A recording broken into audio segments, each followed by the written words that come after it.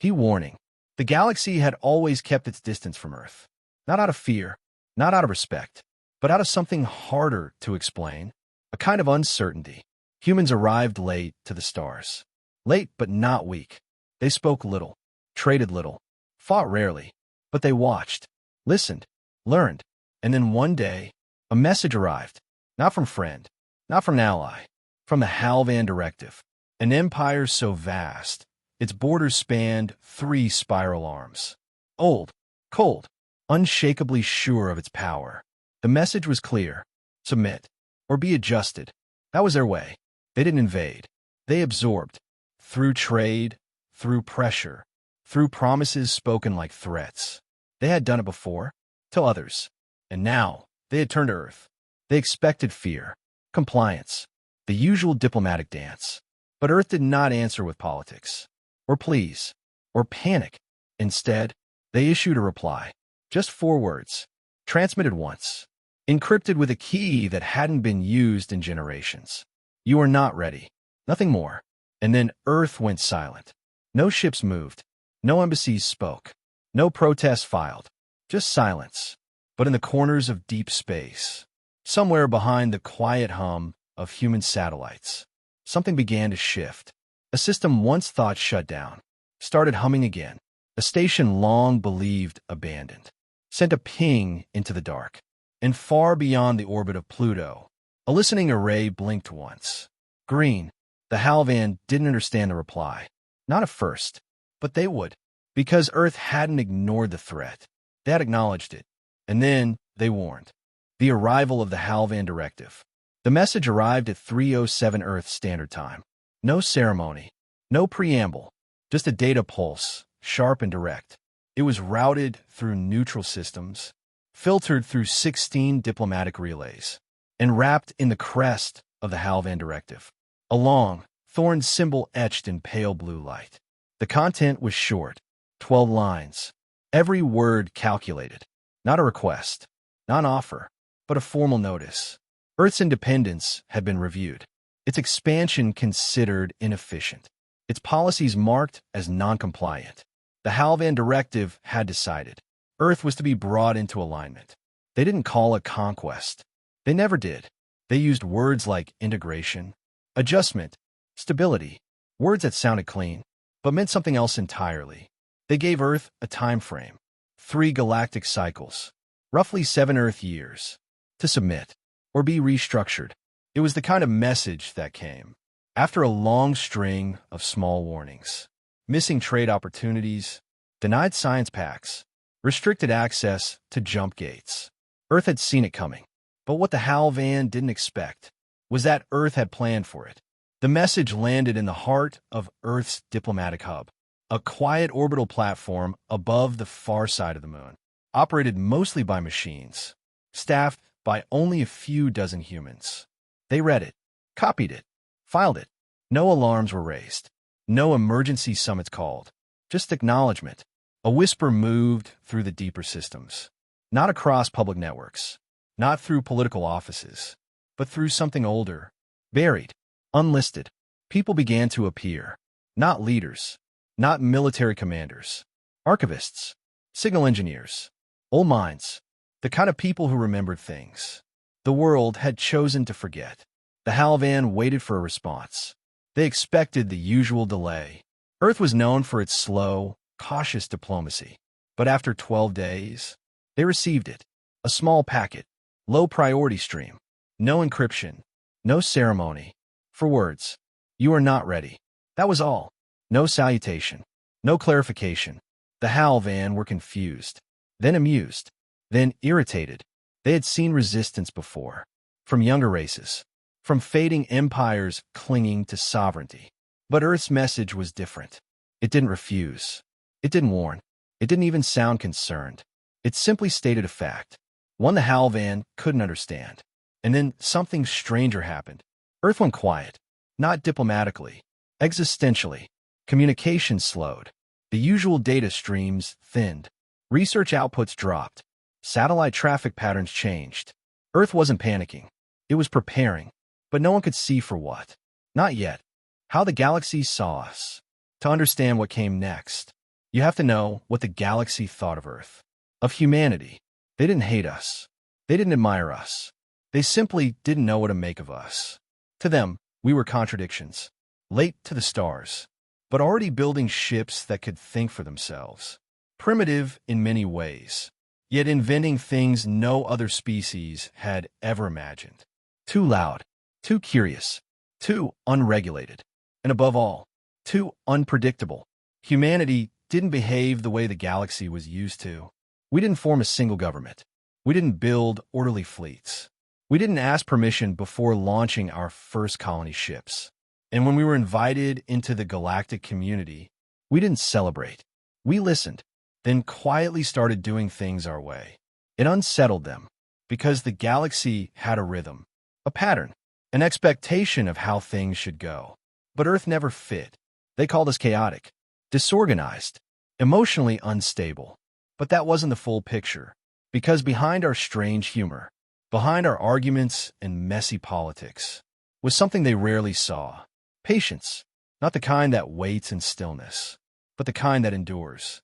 Humanity had survived ice ages, plagues, wars, and worse. Not with strength, but with memory, and a refusal to stop. The other species saw our culture as fractured, but they didn't realize our strength was in the very disorder they feared. We didn't agree on everything, but we agreed on one thing. We survive, and in the end, that made us harder to understand than any warship. Because we were not designed. We were forged. So when the HAL van sent their message, the rest of the galaxy watched closely. Some expected Earth to bow.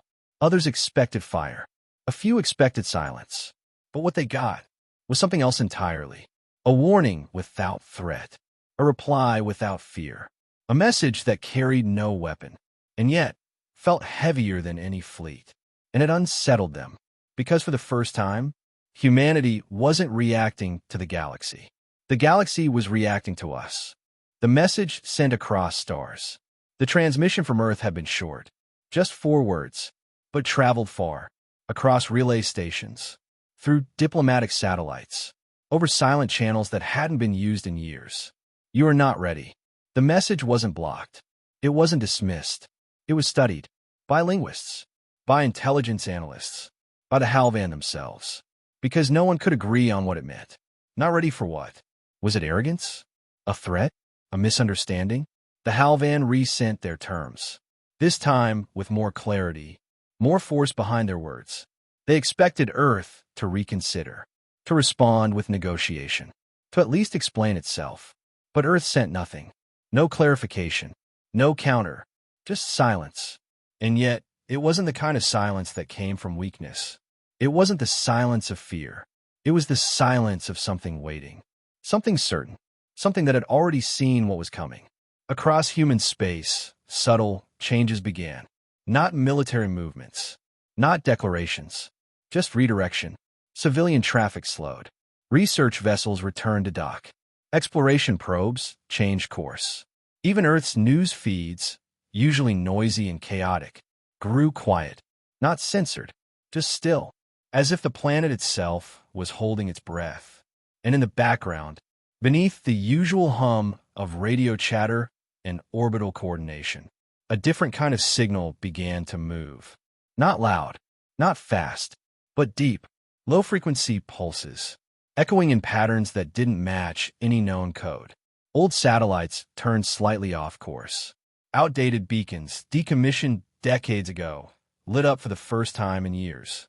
Something was stirring, something not meant for public view. The HAL van monitored it all. They saw the quiet changes, the shifts in orbital structure, the strange way Earth began looking inward, as if waiting for a knock at a door no one else could see.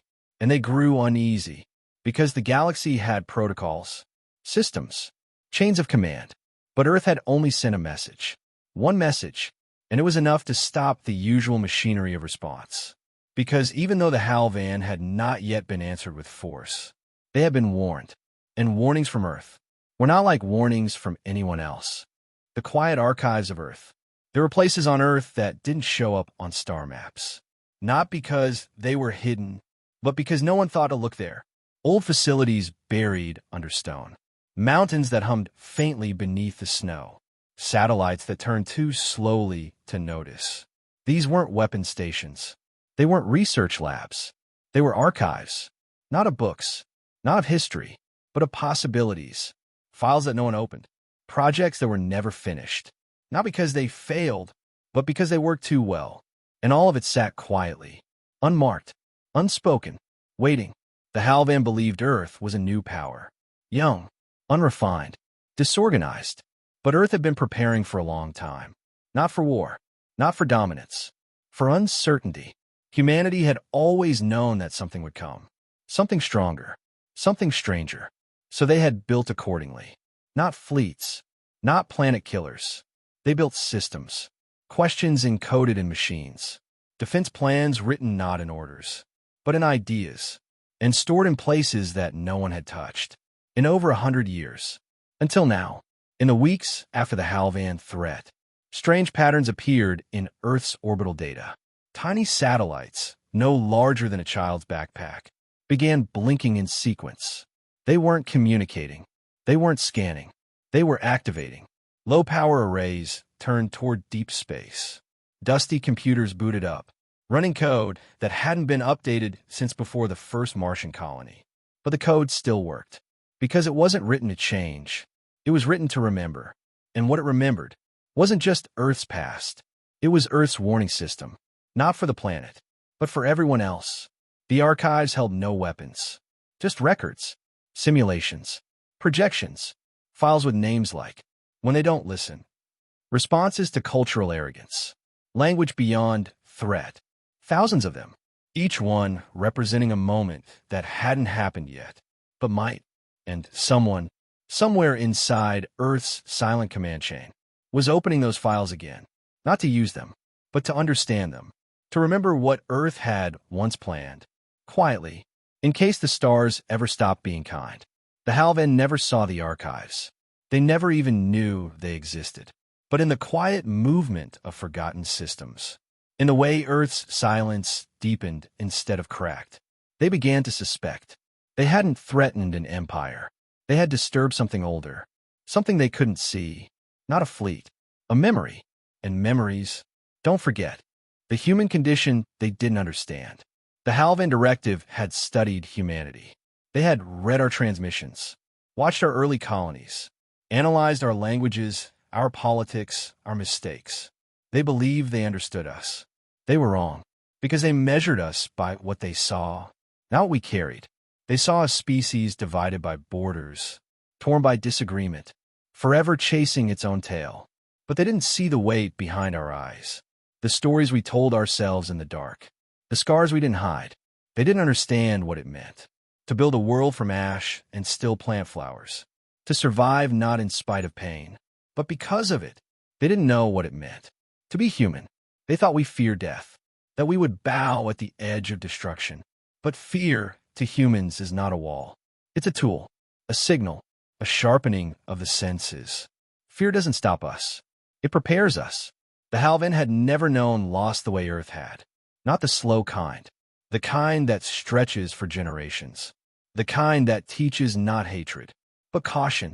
We didn't lash out when threatened. We didn't rage. We remembered. Because Earth had been warned before. By nature. By time. By each other. And we had learned. They didn't understand our patience.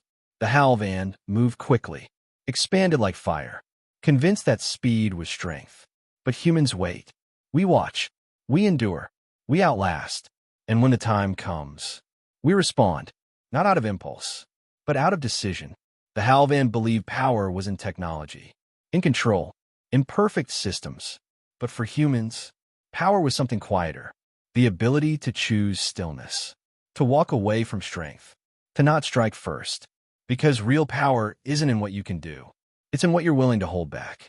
And that was the part the galaxy kept missing. Earth was not afraid. We simply didn't see the need to raise our voice. Unless someone got too close, too arrogant, too loud. The Halvan had misjudged us. They thought we were unprepared, disorganized, vulnerable. But what they didn't see was that we had already written the playbook for survival. It just didn't look the way they expected. There were no parades, no shining banners, No declarations. Just quiet people, in quiet rooms, remembering old plans. And somewhere, deep beneath that silence, a question was being prepared. Not a question for Earth, a question for them.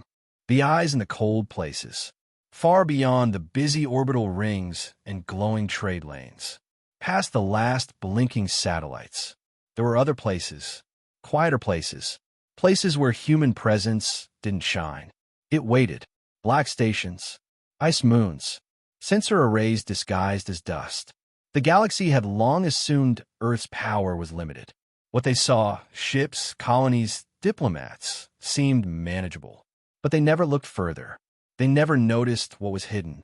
In the cold places, in the Kuiper Belt, there was an object officially listed as derelict cargo, a silent hunk of metal drifting endlessly. No heat, no lights, no signals. Inside were no weapons, no crew, just eyes. A passive system tuned to frequencies long forgotten, watching not for warships, but for decisions. And when the Halvan issued their demand, those eyes blinked once and turned, not toward the Halvan homeworld, not toward their fleets, but toward their intention. Because the cold places weren't just monitors. They were mirrors, built not to detect ships, but shifts, in pattern, in posture, in tone. Earth didn't need a scan for threats. They listened for certainty, and the Halvan were certain. That was their mistake, because confidence has a sound, and Earth had systems that listened for it. One of the stations, long believed dead, came online. Not loudly, just enough to signal back. Observed, noted, thread drawn. That message wasn't meant for humans. Not directly. It was relayed to other systems. Silent code. No names. No instructions. Just acknowledgement. Across dozens of hidden locations, long dormant sensors lit up, their purpose still unknown. Even to those who launched them, the Halvan never saw the movement. Their scans remained clear. Their spies reported nothing. But their ships began to encounter strange anomalies. A momentary delay in navigation systems. Echoes on secure channels.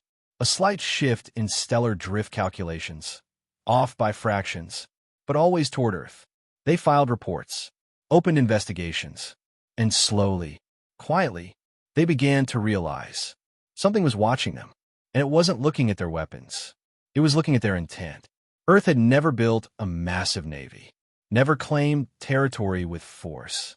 Instead, it built memory, placed across cold space like soft warnings, places the galaxy forgot, but humanity did not. And now, as the Halvan pushed forward, those places began to stir, not in threat, but in recognition. Because Earth's silence wasn't retreat. It was a message, written in a language older than strategy. We know where you are, and more importantly, we know who you are. The silence that followed. The Halvan expected escalation, demands, resistance, perhaps even desperation. They had seen it before, from younger species, from proud species. But Earth didn't escalate, didn't shout. Earth simply went quiet. Not a silence of surrender, not the silence of fear, but the kind of silence that comes right before the storm you didn't see coming. No embassies responded. No media statements were issued. No civilian broadcasts addressed the warning. But across Earth's systems, changes began. Shipyards didn't ramp up production. Instead, they stopped entirely. Maintenance crews were reassigned. Civilian contracts postponed. One by one, Earth's orbital facilities entered. What they called soft standby. Not shutdown. Listening. Waiting. Earth's moon stations went dark. Their outer colonies halted expansion. Long-distance freighters were recalled. Quietly and without fanfare. No emergency orders. No public alarms.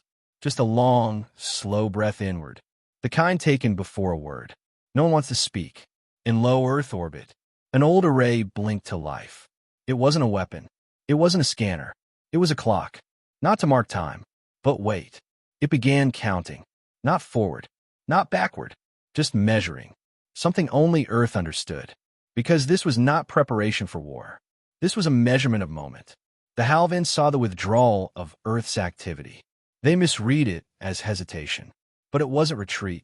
It was focus. In a vacuum between stars. Earth had left messages for itself. Small, barely detectable, tuned to wake only when the right pressure was applied. Not by sound, not by force, by intent. And now, that pressure was present. Something in the tone of the Halvan's message, in the confidence of their demand, had touched a thread, woven deep inside humanity's forgotten systems. Not a tripwire, not a warning bell, a reminder of what they had seen, what they had prepared for, what they had once promised, never to use unless absolutely necessary. The silence wasn't passive. It was deliberate, constructed, held in place, across every level of Earth's network structure. One word spread. Still. That was the order. That was the signal. Not wait. Not ready. Just still. Because stillness is not emptiness. It is patience, trained to precision. And those who misunderstand it never get the chance to misunderstand twice. Memory of the signal. Long before the Halvan sent their message, long before Earth entered the galactic community, there had been a signal. Faint, old, buried in background noise, hidden beneath the natural static of space. It had arrived at Earth's edge one quiet night, years before faster-than-light travel, before humanity had even left the moon in force. No one had noticed at first. It was just another anomaly, in a sky full of them. But someone, somewhere, had archived it. A young intern at a forgotten observatory, working through her final semester, tagged it with a simple note. Unresolved source. Patterned. Possibly deliberate. That note sat in an unlabeled file for 37 years, until someone else, in a quiet corner of Earth's early deep space division, found it again, and that changed everything. The signal wasn't a message, not in the traditional sense. It was a structure, a waveform with depth, not sound, but design. It carried no words, no data, just shape, and within that shape, a truth. It showed a sequence of collapse, not of a star, not of a planet, of order itself, a simulation, embedded in frequency, of what happens when systems forget how to listen. It didn't say who sent it. It didn't explain why, but it didn't need to, because humanity understood. It was a warning, not from voice, but from experience. Something out there had seen civilizations fall, not from war, but from certainty, and it had left behind a whisper for those who were still willing to hear. The Halvan had never detected that signal. Too old, too subtle. They didn't have the tools to hear it, because they had stopped listening long ago. But Earth had heard, quietly, carefully, and they never forgot. The signal had been woven into deep code, reflected in the design of Earth's strangest technologies. Machines that didn't make sense to other species. Programs that seemed to do nothing at all, but they weren't built to do. They were built to remember. When Earth received the Halvan's demand, that signal, long archived, long silent, reactivated, not by trigger, by context. Something in the tone of the Halvan's threat matched the pattern, a kind of arrogance, a rhythm older than language. And that was enough. The systems listening to the signal quietly mirrored its pulse. They didn't broadcast. They didn't flash warnings. They just adjusted, because Earth understood. This wasn't the first time someone had threatened without understanding what they were speaking to, and it might not be the last. But humanity would never be unready again. The ghost projects. Every world has its myths, its forgotten blueprints, its unfinished experiments. Earth had more than most. They weren't locked away in vaults. They weren't protected by soldiers. They were disregarded, on purpose. Projects too strange, too dangerous, or too far ahead of their time. Ideas that had gone quiet. Not because they failed, but because they succeeded too well. These were the ghost projects. Not names, but echoes. Concepts that no longer needed creators. Only conditions. And now, the conditions had arrived. One of them was never officially named. It was simply labeled Threshold A, a mathematical construct, designed not to predict an event, but to feel it. It monitored the galaxy's emotional temperature, tracking aggression, intent, confidence. It used language shifts, data, rhythm, diplomatic phrasing, and it had one rule. When probability reaches 0.72, initiate deep memory protocol. It had never reached that level. Until now, the Halvan threat pushed it to 0.81. No alarm sounded. No missiles launched. Instead, a system buried in Europa's ice core opened a connection that hadn't existed on any known network. And from that silence, an older signal emerged. A warning, not to the Halvan, but to us. A reminder. Remember what you swore not to use. There was another project, abandoned after Earth joined the Galactic Compact. It had no weapon systems, no engines, just one function: erasure. It was designed to shut down conversation, not disrupt, and a way to permanently disconnect any entity, biological or artificial, from any shared knowledge network. Instantly, permanently. It was never used, only tested once. The test server has never spoken again. The project was shelved, buried, but never deleted. And now, the pulse returned. It didn't activate, but it stirred, like a deep-sea creature, sensing motion above the waves. The Halvan had no idea these systems existed. No reason to suspect, because Earth had never needed them before. We had always believed we might find peace among the stars. But we also believed something else. Hope without preparation is surrender. So we prepared, not loudly, not visibly, but in places no one looked. And the Ghost projects were patient. They didn't seek activation. They waited for context. And now, context had arrived, wearing Halvan colors, speaking Halvan words. And Earth remembered everything it had quietly the choice the galaxy faced. The Halvan waited. Their message had been sent, their timeline issued, their terms delivered with absolute certainty. They believed Earth would bend, or resist, or respond in kind. But Earth had already responded, not with noise, not with posture, with silence. A silence that reached beyond diplomacy, beyond pride, beyond fear. The rest of the galaxy watched, and they began to understand what the Halvan could not. This was not a standoff. It was not a countdown to war. It was a decision, but it wasn't Earth's alone. It belonged to everyone, because Earth's warning wasn't meant for just one empire. It was written in a language, older than threats, wiser than dominance. It said, simply, we remember what you've forgotten. And memory, when paired with patience, becomes something else entirely. It becomes consequence. The galaxy had grown comfortable, safe in treaties, systems, agreements. But Earth had never been comfortable. We were made in chaos, refined by disaster, tempered in solitude. And when we speak, we do not speak to impress. We speak to be heard. Across deep space, old systems hummed. Not in aggression, not in readiness, but in awareness. Earth had no need to prove anything. The proof was already written. In the cold places, in the quiet archives, in the ghost projects that no one dared to finish. All waiting for a single condition. When they forget to be careful, and the Halvan had forgotten. Now, the galaxy faced a choice. Not to stop Earth, not to oppose the Halvan, but to remember what stillness means, what it signals, and what it holds back. Because humanity didn't rise to threaten. We rose to warn. And the most terrifying thing about a warning is knowing the one who gave it has already made peace with whatever comes next.